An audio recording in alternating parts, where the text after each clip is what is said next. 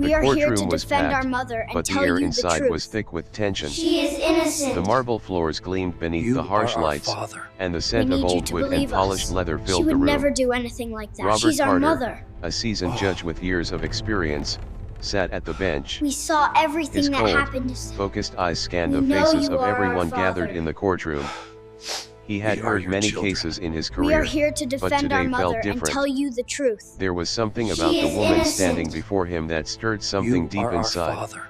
We came here Marissa today Bennett because stood we know tall, our mother her is hands innocent. clasped together in We front just of want you her, to hear the truth. trying to maintain her composure. She didn't do it. She had been through We many need you to hardships believe in her us. life, She would but never today, do anything like it that. felt She's as our if the weight mother. of the world was on her shoulders.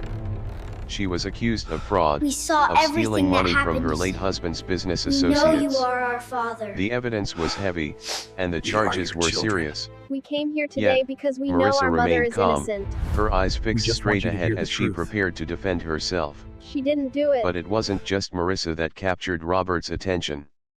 It was the three young faces sitting in the front row of the courtroom. Triplets.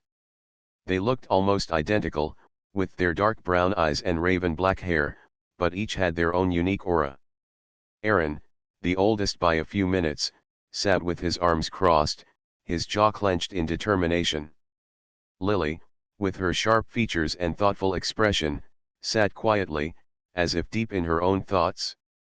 Mark, the youngest of the three, was fiddling with the strap of his jacket, his nervous energy palpable.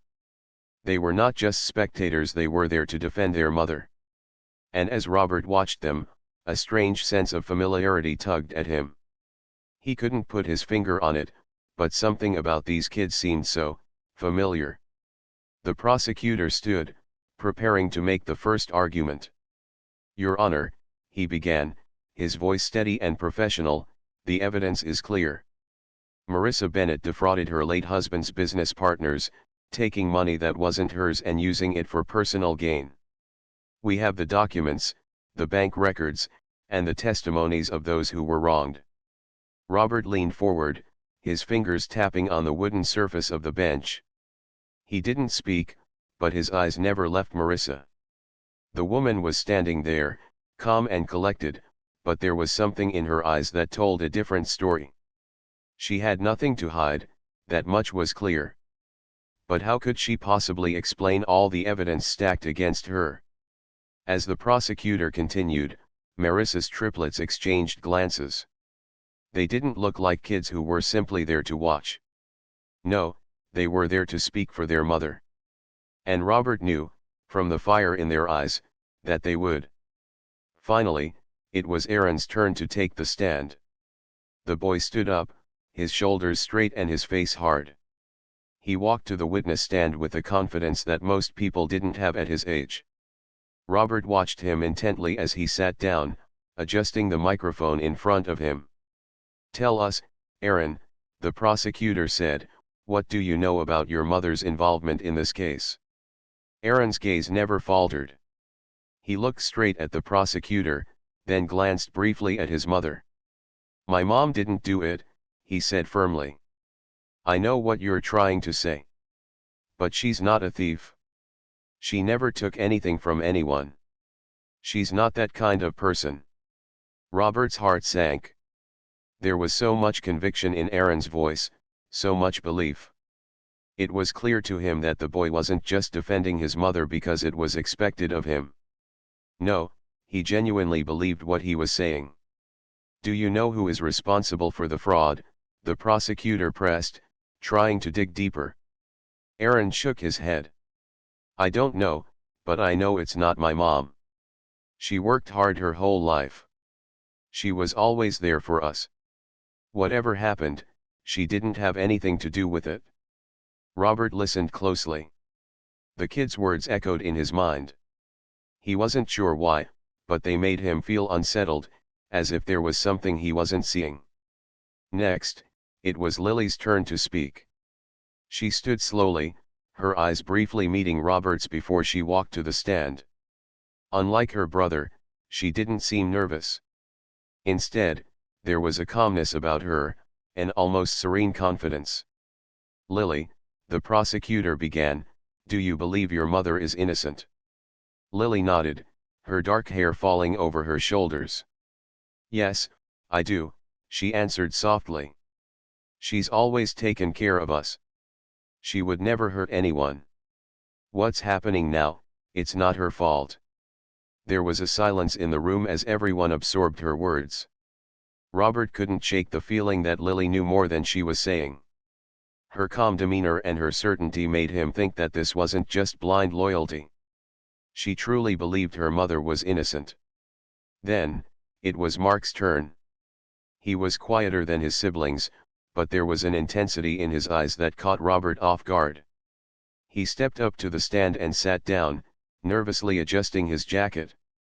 "Mark, what can you tell us about your mother's actions?" the prosecutor asked. Mark shifted in his seat. "I don't know everything," he said in a low voice, "but I do know one thing. My mom would never do something like this. She's always been there for us. Always. I don't care what anyone says, I know her. She didn't do it." Robert's heart clenched. The triplets, standing together, defending their mother with such passion, had something about them that Robert couldn't quite explain. They were strong, united, and filled with a love and loyalty that he couldn't ignore. But there was still a part of him that couldn't help but wonder, why did they look so familiar? The tension in the courtroom was palpable as the trial pressed on. Each piece of evidence presented by the prosecution seemed to tighten the noose around Marissa's neck. The documents, the bank records, and the testimony of those who claimed they had been swindled all pointed to the same conclusion: Marissa Bennett had stolen money, and now, she was going to pay for it. But Marissa wasn't about to let them drag her down without a fight. As her children spoke out in her defense, something inside her stirred. Her triplets, Aaron, Lily, and Mark, were not just fighting for their mother, they were fighting for the truth. Aaron, Lily, and Mark had always known their mother was a good person.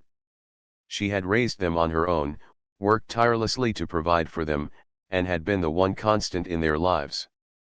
Now, standing in that courtroom, they weren't just defending her, they were telling the world what they knew to be true. Aaron sat forward, his hands resting on the table in front of him. He was the oldest, and it showed in the way he carried himself. There was a quiet confidence in him, a determination that reflected years of watching his mother fight through difficult circumstances. "I don't care about the evidence," Aaron said firmly, his voice carrying through the courtroom. "The people who are accusing my mom don't know her. They don't know what she's been through, and they don't know the kind of person she really is. She's not a thief." The prosecutor's eyes narrowed as he glanced at Aaron. He had hoped to use the children's testimony to break Marissa down, but Aaron wasn't making it easy. "And you believe your mother is innocent?" the prosecutor asked, his voice dripping with skepticism. Aaron didn't hesitate. "Yes. I do. I know my mother better than anyone. She didn't do this." Marissa's heart swelled with pride as she watched her son stand strong, his eyes never leaving the prosecutor. She had always known that Aaron had the potential to do great things, but seeing him stand up for her like this was something else entirely. It was a moment she would never forget. Lily was next. She was quieter than Aaron, but there was a calm strength in her words that drew everyone's attention. She stood up and walked to the witness stand with a slow, deliberate pace. As she sat down, she locked eyes with Robert, the judge, and for a brief moment, their gazes seemed to connect in a way that left Robert feeling strangely unsettled. "Lily," the prosecutor began, "why should the court believe your mother is innocent? The evidence is clear." Lily didn't falter. "The evidence doesn't tell the whole story," she replied, her voice steady. "The evidence is just numbers and papers, but it doesn't tell you who my mom is. It doesn't tell you what she's been through, what she's sacrificed. She would never steal from anyone." The courtroom was quiet as Lily's words hung in the air. It wasn't just a defense of her mother, it was a declaration of who Marissa Bennett was, a reminder that people were more than just the accusations thrown against them. Mark, the youngest of the triplets, followed his sister. He was the most nervous of the three, his fingers drumming on the chair in front of him as he tried to calm his racing heart. Mark had always been the sensitive one, the one who felt things deeply, but today, he wasn't just the kid who needed protection today, he was standing up for his family. "Mark, what do you think about the charges against your mother?" the prosecutor asked, his voice soft as if trying to coax something out of him. Mark shifted in his seat, his voice barely above a whisper. "I don't know much about all the paperwork and stuff. But I do know that my mom, she's always taken care of us. She's always been there. She's not a bad person. I know that." The simplicity of his words struck everyone in the room. Mark didn't have the sharpness of Aaron or the calm assurance of Lily, but his heart was just as full.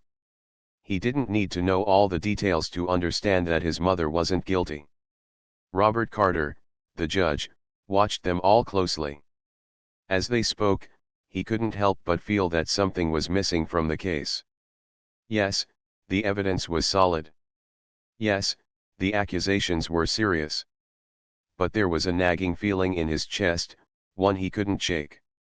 These children weren't just defending their mother, they were doing something far more profound. They were fighting for the truth. It wasn't just a matter of legalities anymore. The triplets had made it personal.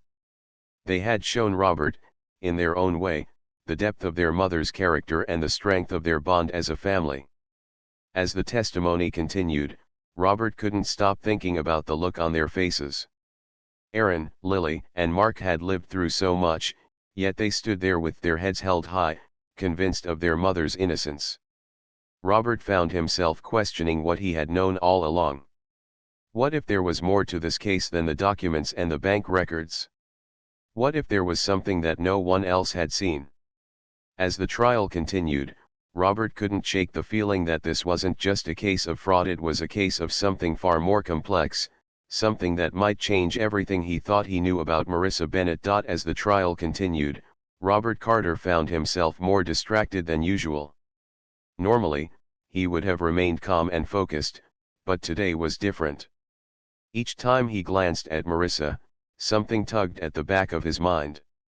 It wasn't just her appearance or the way she carried herself, it was something deeper. The way she held herself in the courtroom, the way her children spoke about her, stirred something familiar in him. For years, Robert had kept his personal life separate from his professional one. As a judge, it was important to remain impartial, to make decisions based on facts and law.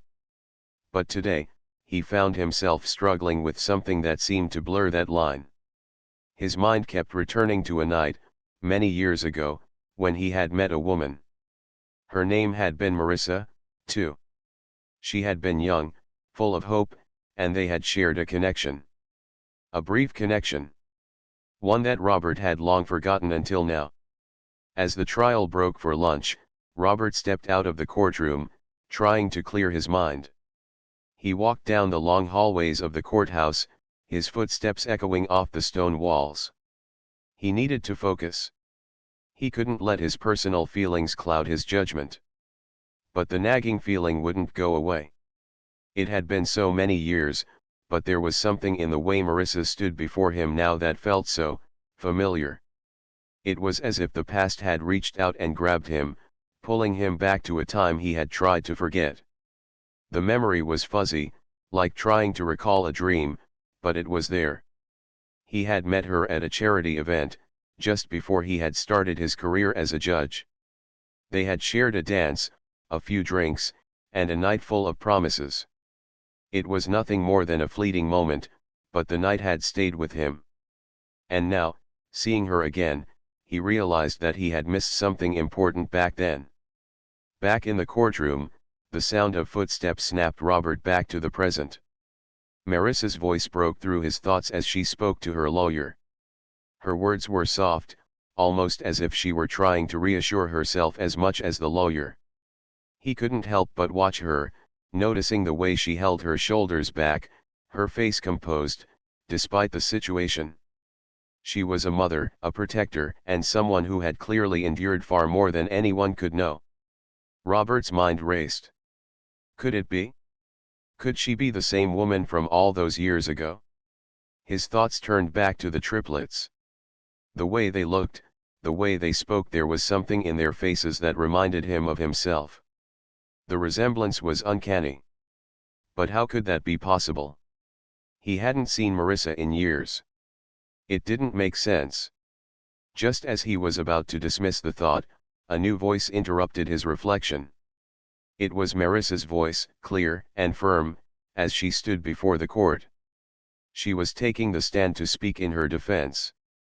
I know that the evidence seems to point against me, Marissa began, her voice steady, but Robert could hear the faint tremor underneath. I'm not going to stand here and deny the truth of what you have. But I want to tell you the truth. The truth you haven't heard. The room fell silent. Even the prosecutor paused, as if unsure of what to expect. Marissa continued, her eyes meeting Robert's for the first time since the trial had begun. I loved my husband, she said, her voice strong despite the strain in her words. I loved him with all my heart, and I still do, even though he's gone. But when he passed, I was left to pick up the pieces. I didn't know what else to do. I trusted the wrong people. I made mistakes. But I never intended to hurt anyone. Marissa's eyes flickered briefly to her children, who were sitting at the front of the courtroom, their eyes filled with unwavering support. She took a deep breath before continuing. I've worked hard my entire life. I've raised these 3 children on my own. They are my world. And they would never lie for me. They're not here to protect me, they're here to speak the truth. Robert watched her carefully, noting the way her hands shook slightly as she spoke. The emotion was raw and real, and for the first time in the trial, Robert began to question what he had believed to be true. There was no denying that Marissa had made mistakes. There was no denying that the evidence was stacked against her. But there was something in her eyes, something in the way she spoke about her children, that made him wonder if there was more to the story than he had realized. Her words struck a chord deep within him. They reminded him of a conversation he had once had with someone long ago, someone who had also spoken of their children with such love and devotion. Robert could see now, with clear eyes, that Marissa had fought for her family in ways that no one could truly understand. She had fought for them when no one else would. The prosecutor, sensing the shift in the room, tried to regain control. So, you admit to being involved in this scheme, but you claim it was a mistake. Marissa didn't flinch. I didn't steal from anyone, she said, her voice growing stronger. I didn't mean for any of this to happen. But I am asking for a chance to make it right. A chance to prove to you and to my children that I am not the person you think I am. Robert sat back, his mind spinning. He had spent years making decisions based on evidence, based on facts. But now, he was forced to consider something more. He was forced to look at the woman in front of him, a mother who had tried to do her best, even when faced with impossible odds. Could he judge her solely based on the evidence, or was there something deeper at play? As the courtroom buzzed with murmurs, Robert made a decision. It was time to take a closer look, not just at the evidence, but at the people involved.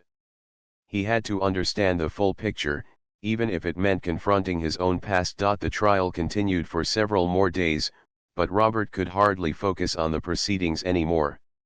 His mind was clouded with thoughts of Marissa and her children.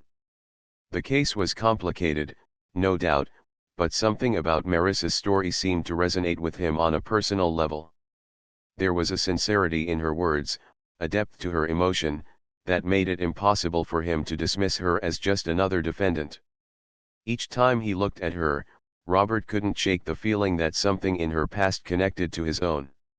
She had admitted to making mistakes, and the evidence was hard to ignore, but her words carried a weight that had begun to make him question everything he thought he knew about this case. It wasn't just the trial anymore. It was personal. There was a nagging feeling in Robert's chest that he couldn't quite explain. He found himself thinking about the old memories he had pushed aside, memories of a time when Marissa had been in his life, many years ago. Back then, they had shared a brief but memorable connection, one that Robert had never truly forgotten, even though he hadn't thought about it for years. One evening, after a particularly long day in the courtroom, Robert couldn't sleep. His thoughts swirled around in his mind as he paced the room in his apartment. He had always prided himself on being a rational man, someone who made decisions based solely on the law and the facts presented before him. But something was different this time. The triplets, Marissa's words, and the eerie sense of déjà vu that had settled over him since the trial began were weighing heavily on him. He needed answers. Robert decided to visit the courthouse archives the next morning. He didn't have a clear idea of what he was searching for, but he knew he needed to look deeper into Marissa's past. Maybe there was something there, something he had missed before, that would help him make sense of everything. As he walked through the rows of old documents and case files, Robert's fingers traced the edges of a few dusty folders. His heart beat faster as he came across a file labeled Bennett v. Carter. It wasn't a case he had remembered dealing with, but the name struck him. Carter. His own family name. He felt a strange tightness in his chest as he pulled the folder from the shelf and opened it. Inside, he found documents that dated back over 16 years ago. There were papers detailing a custody battle, a name that jumped out at him, Marissa Bennett, the same woman standing in front of him in the courtroom.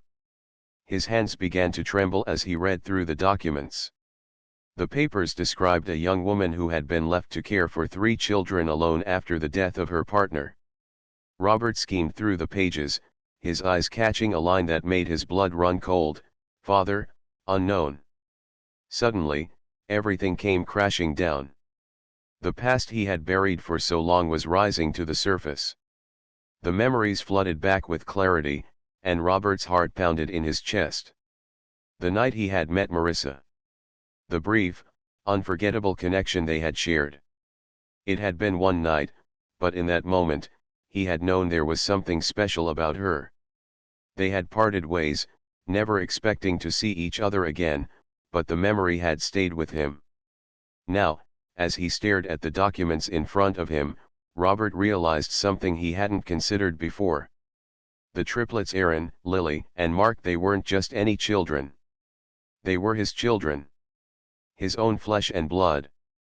The realization hit him like a tidal wave, and for a long moment, Robert couldn't breathe.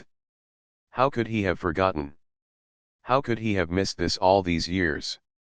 He had fathered 3 children with Marissa, and they had been right in front of him all this time. He sat down heavily in a nearby chair, the file still open in front of him. The weight of the truth was suffocating. How could he have been so blind? How could he not have recognized the connection he had with them?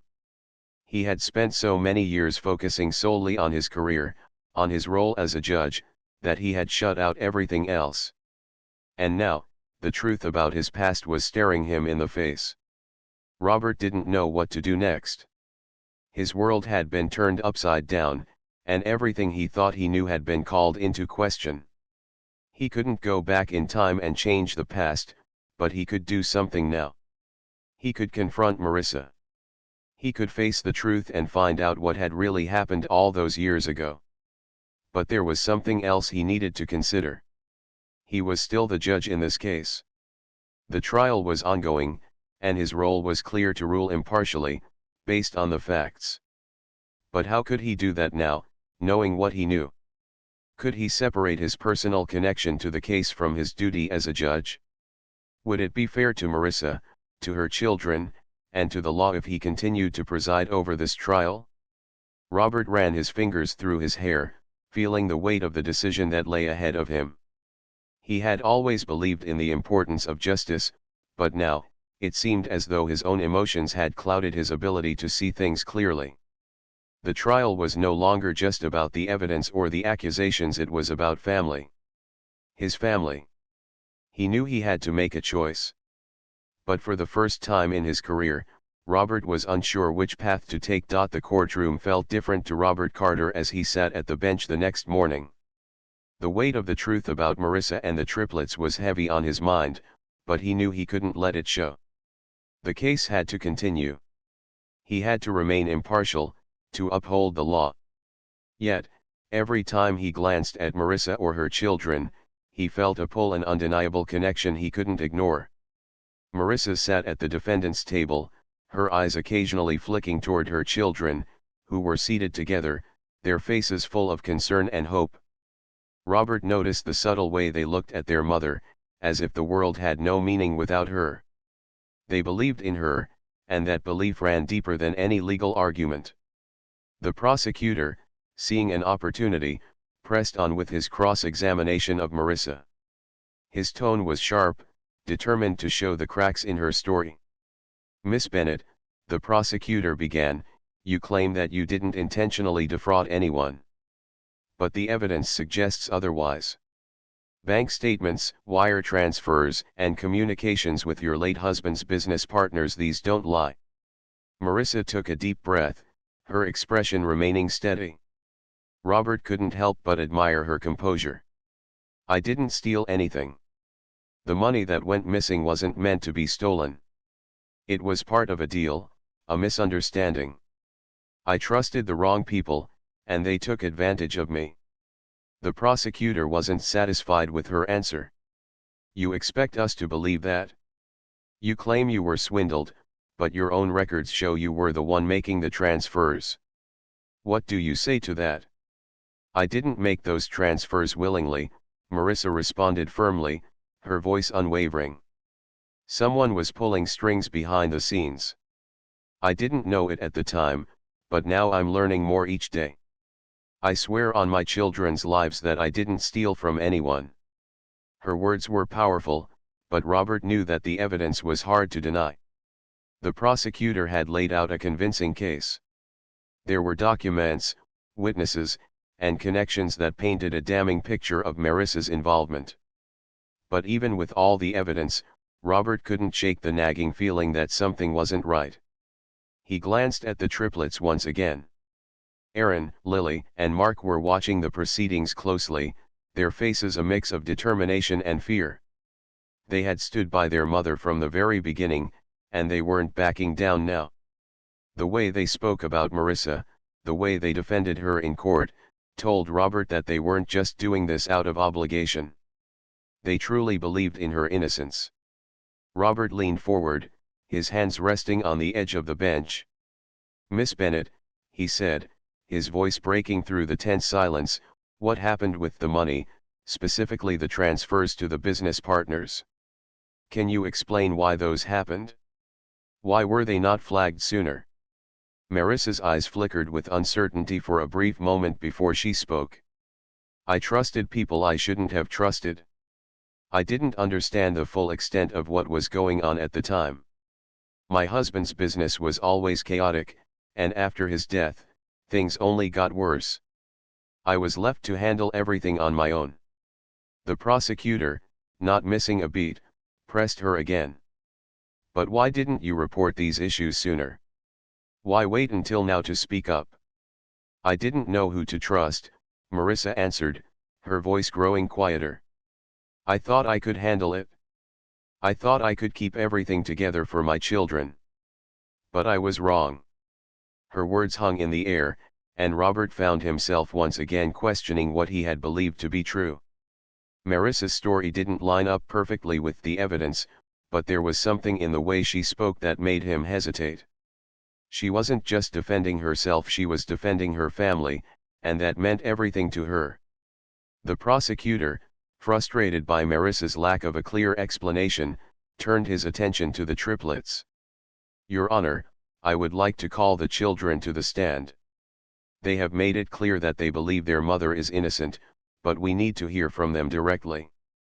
Robert nodded, signaling for the triplets to take the stand. Aaron stood first, walking up with the same quiet confidence he had shown throughout the trial. He sat down, his hands resting on the edge of the witness chair as he prepared to speak. "Aaron," the prosecutor began, "you've been very vocal in your defense of your mother. But I need to ask you something. Do you really understand what's at stake here? The evidence against your mother is strong. Can you still stand by her when you know what's in those documents? Aaron didn't flinch. Yes. I believe in my mom. I know her better than anyone. She didn't steal anything. She didn't mean for this to happen. The prosecutor scoffed. That's what everyone says when they're in trouble. But I'm not asking you what you want to believe. I'm asking you to face the truth. Aaron's eyes locked with the prosecutor's, and his voice grew firm. I'm not going to back down. My mom didn't do it. I'm telling you the truth. Lily and Mark were next, both standing with the same fierce loyalty in their eyes. They spoke with similar conviction, repeating their belief that their mother was innocent. But with every word they said, the prosecutor grew more determined to break them down, to find some crack in their defenses. Robert watched the exchange, his heart heavy. He could see the strength in the children's words, but he couldn't deny the evidence that was staring him in the face.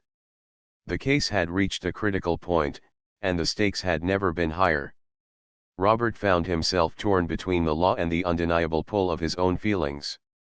He had always been able to make decisions with clarity, but now, the lines between right and wrong seemed more blurred than ever. His duty as a judge had never been so difficult. He had to decide whether to rule based on the evidence or the truth he could feel deep in his gut. The trial had entered its final stages, but the tension in the courtroom had only grown. Each passing moment felt heavier than the last.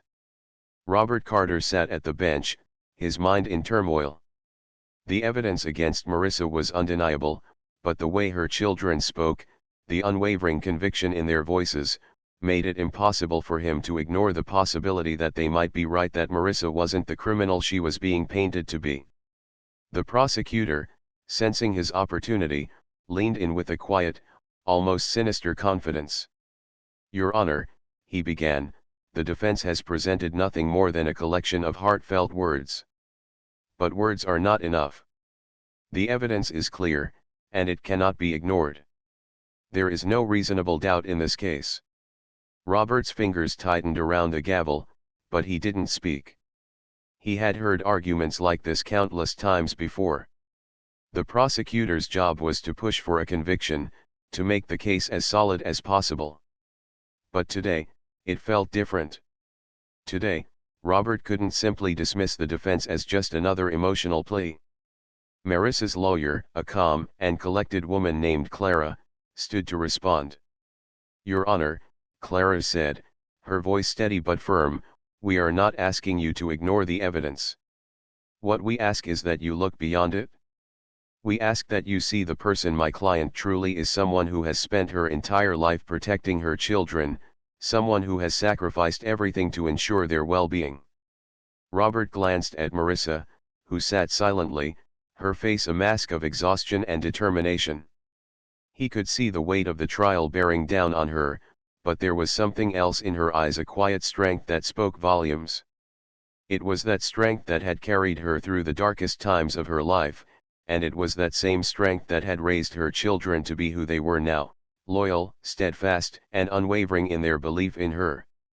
He could hear the voices of the triplets in his mind, their words echoing in his ears. She didn't do it. We know our mom. She didn't do this. Their defense had been more than just a legal strategy. It was a desperate plea for justice, for their mother, for everything they had always known to be true. The prosecutor wasn't ready to let up. He turned his attention back to the triplets. These children may believe their mother, but they are not in the position to understand the facts. They don't see what we see. They don't know what has been hidden from them.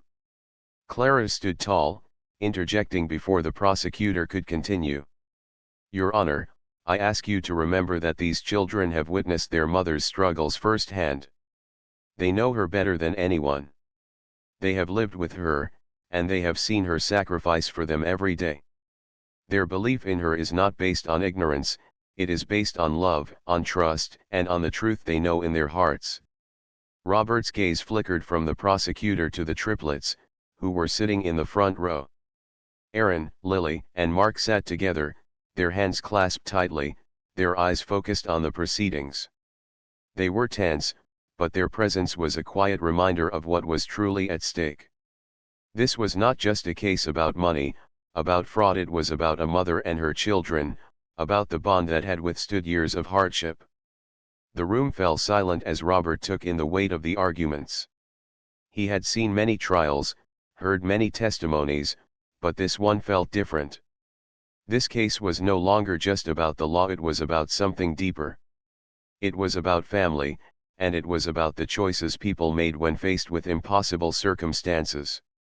After a long pause, Robert finally spoke, his voice steady but filled with the weight of the decision before him. "I understand the importance of the law," he said, his gaze fixed on the prosecutor. "I understand the need for justice, for truth. But I also understand the importance of compassion, of seeing the full picture, of knowing that people are not just defined by their mistakes." The prosecutor's eyes narrowed, but he said nothing. Clara gave a small, almost imperceptible nod, as if she had been waiting for this moment. Robert continued, his voice growing stronger. "I have listened to the evidence. I have heard the testimonies. But I have also listened to the voices of those who know Marissa best, her children. They believe in her, and their belief is not just a result of hope. It is rooted in truth. It is rooted in their lives, in their experiences." He turned to the triplets, their faces full of emotion. "You've shown me a side of this case that cannot be measured in documents or bank statements. You've shown me what it means to be a family. And in doing so, you've reminded me of something important, that justice is not just about punishment.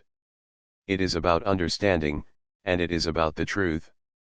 The courtroom was still, every eye fixed on Robert. He knew that his decision would have far-reaching consequences, not just for Marissa, but for her children as well. He had to be certain. He had to be sure that his ruling would reflect the truth he had come to understand. With a deep breath, Robert spoke the words that would change everything. "In light of the testimony presented, and in consideration of the evidence and the circumstances surrounding this case, I find that there is not enough conclusive proof to convict Marissa Bennett of the charges against her. The case is dismissed." A collective breath seemed to escape the courtroom. The triplets' faces lit up, their eyes filling with tears of relief and gratitude. Marissa's shoulders sagged with the weight of the verdict, her body trembling slightly as the reality of what had just happened sank in. For a moment, Robert allowed himself to feel the full weight of the decision he had made. It had not been easy, and it had not been without doubt. But in the end, he had chosen to believe in something more than the evidence.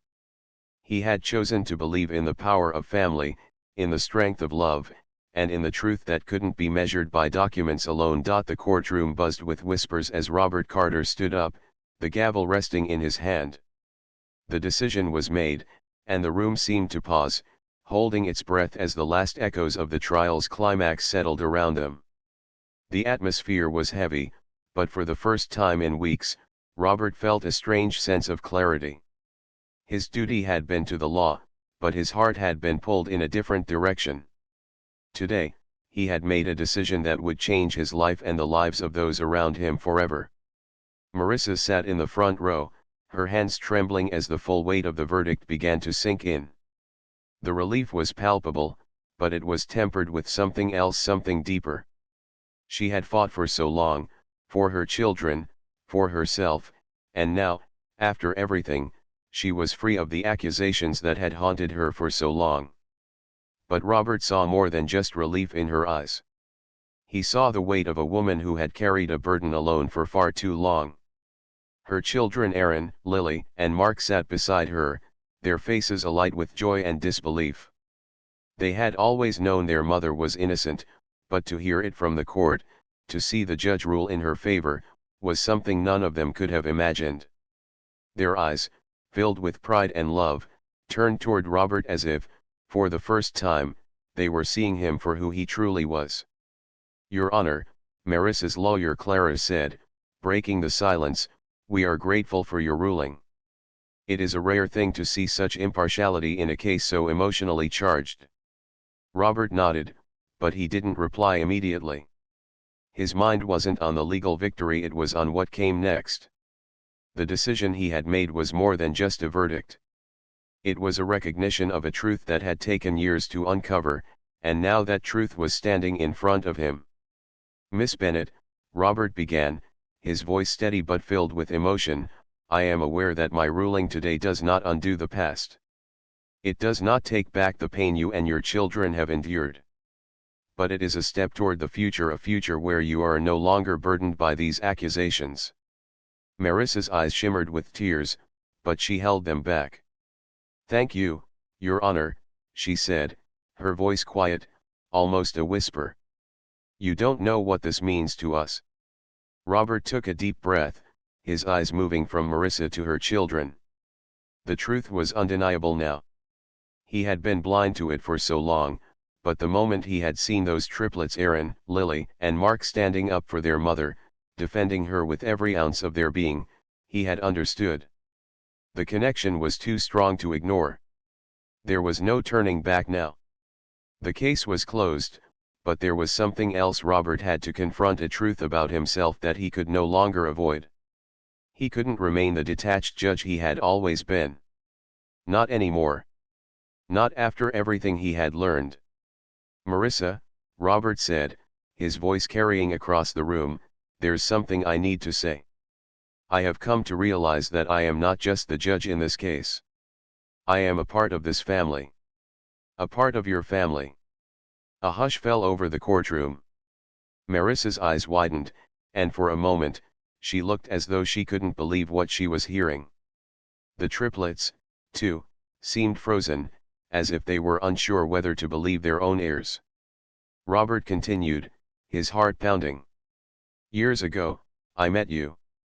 And while I didn't know it then, I now realize that I am the father of your children. The room was still as everyone processed his words. Robert felt his own pulse quicken. It was as though a dam had broken inside him. For so many years, he had lived with the truth buried deep inside, locked away under layers of professional detachment and personal distance. But now, that truth had come to light, and there was no going back. Marissa slowly stood, her hand reaching for her children as they stood with her, one by one. They didn't need words. Their expressions said everything. Shock, confusion, and disbelief were quickly replaced by understanding as the pieces of the puzzle fell into place. I never told you, Marissa said, her voice barely audible. I never told you about the children. I didn't want to complicate your life. I didn't want to put that burden on you. Robert took a step closer, his gaze never leaving hers. You didn't have to. I should have known. I should have recognized the connection the moment I saw them. Marissa took a deep breath, her hands shaking as she wiped away a tear. I didn't want to complicate your life. I didn't want you to feel obligated. You never did, Robert said, his voice gentle but firm. I'm not here out of obligation. I'm here because this is where I'm meant to be. With you. With my children. The triplets looked at each other, their faces slowly shifting from confusion to a growing sense of acceptance. Aaron, the oldest, was the first to speak. You're our dad. Robert nodded, a smile tugging at the corner of his lips. Yes, I am. Lily, ever the thoughtful one, stepped forward. This doesn't change how we feel about you, she said quietly. We're just surprised. But we're glad you're here. Mark, the youngest, grinned. So, you're really our dad? Robert laughed softly, a warmth spreading through him that he hadn't felt in years. Yes, I am. And I'm not going anywhere. The courtroom was still, but for the first time in weeks, Robert felt at peace. He had made the right decision. Not just as a judge, but as a father. The future was uncertain, but one thing was clear, he wasn't alone anymore.